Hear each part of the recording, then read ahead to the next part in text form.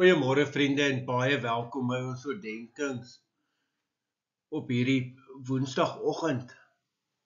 En ja, ek hoop dit is 'n mooi week vir u. Kort week na gister se bietjie rustig. Vriende, ons gaan voort met Johannes 8 en nou vers 25. Onthou nou gister die hele ding oor die Jesus het gesê ek is.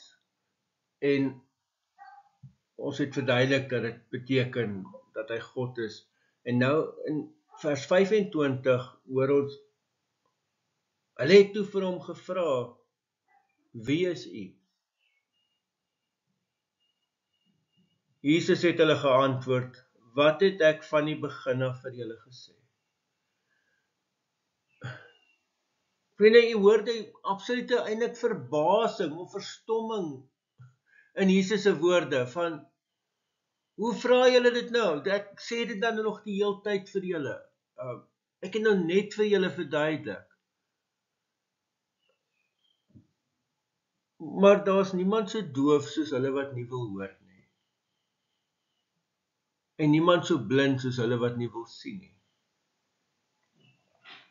So, jy moet vanoggend regtig vir jouself hierdie vraag afvra. Weet jy wie is Jesus? Besaal, weet jy wie is Jesus? Amen.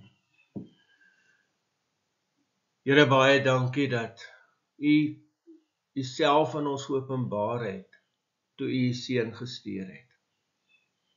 Dankie dat ons mag weet.